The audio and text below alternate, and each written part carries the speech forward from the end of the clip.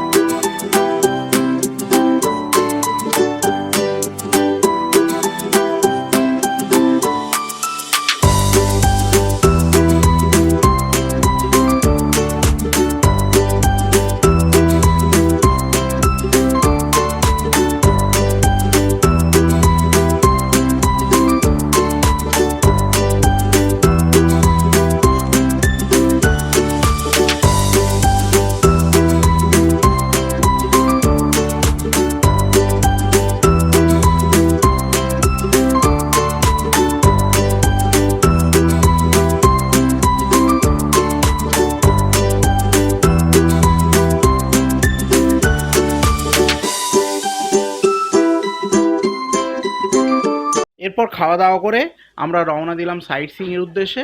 আমরা প্রথম যাব চিমনি ভিউ পয়েন্ট।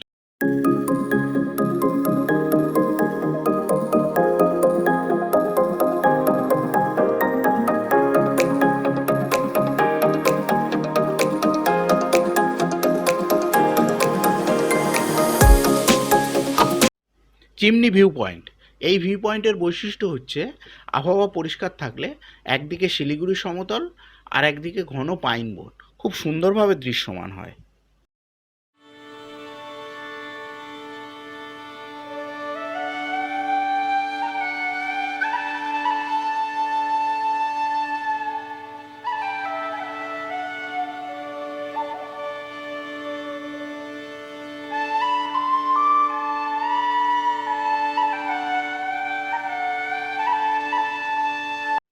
এরপর আমরা পৌঁছে গেলাম চিমনি হেরিটেজ পার্কে। আবহাওয়া পরিষ্কার থাকলে এখান থেকে কাঞ্চনজঙ্ঘাও খুব সুন্দর দেখা যায়, কিন্তু আমাদের সেই সৌভাগ্য হয়নি। কিছুটা দেখেছি, কিন্তু কিছুটা মেঘ থাকার জন্য পুরোটা আমাদের নজরে আসেনি।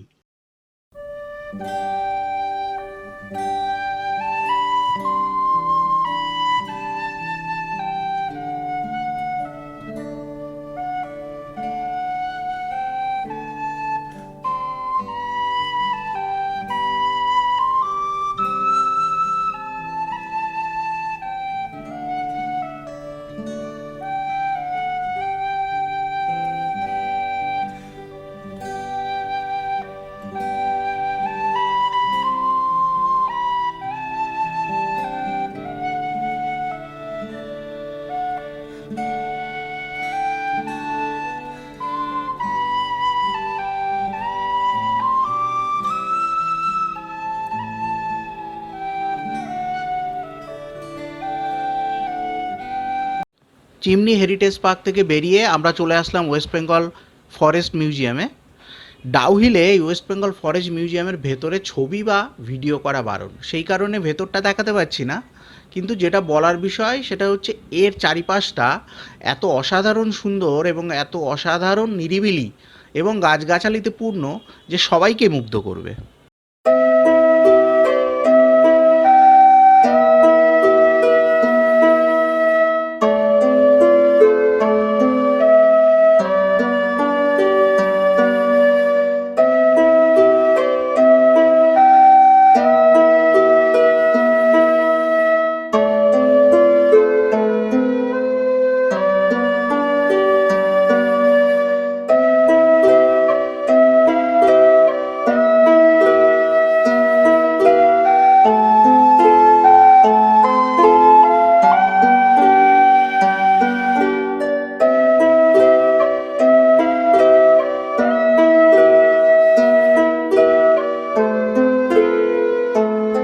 ফরেস্ট মিউজিয়াম থেকে আমরা চলে আসলাম হনুমান টপে।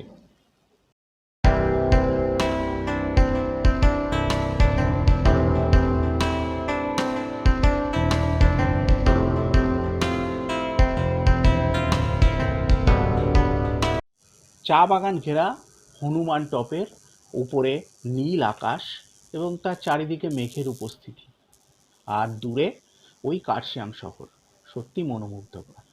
আর এখান থেকে দাঁড়িয়ে একটু দূরের দিকে নজর করলেই শিলিগুড়ির সমতল দেখা যাচ্ছে।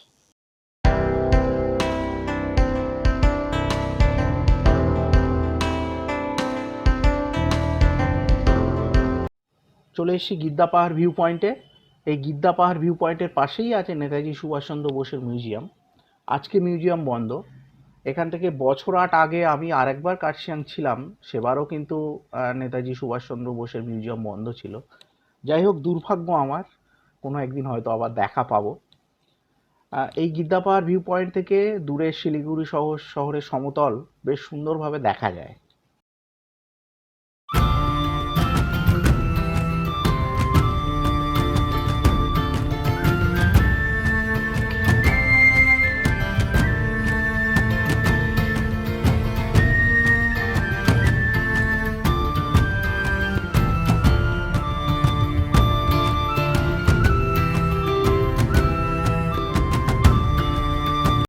আমরা চলে এসেছি ঈগল ক্রেগে।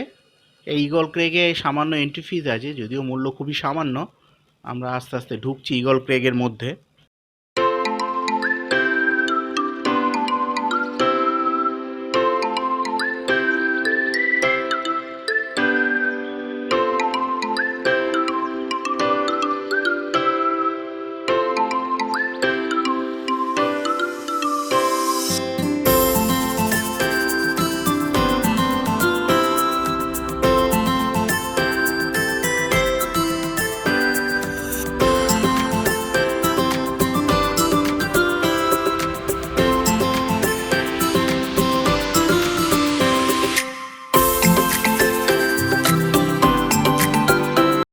ঈগল ক্রেগের ওয়াচ টাওয়ার থেকে ওই যে দূরে দেখা যাচ্ছে কার্শিয়াং শহর এবং তার উপরে ডাউহিল পাহাড়।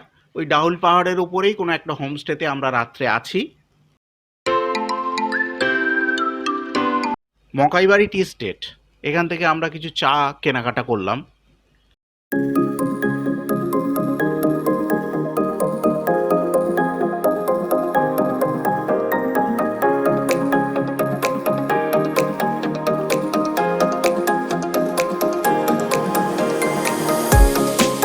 মকাইবাড়ি টি স্টেট থেকে ফেরার পথ ধরলাম। ফেরার পথে দেখে নিলাম ভিক্টোরিয়া বয়েজ স্কুল এবং ডাউহিল স্কুল, কিন্তু হন্টেড চার্চ নামক খ্যাত ডাউহিল চার্চ, সেখানে প্রবেশের অনুমতি মিলল না। যাই হোক, এবারে মিলল না, পরের বার চেষ্টা করে দেখা যাবে। এবারের মতো ডাউহিল পর্ব আমাদের এখানেই শেষ। আমরা এর পরের পর্বে নিয়ে আসছি লামাহাটা, তাকদা ও তিরজুলে।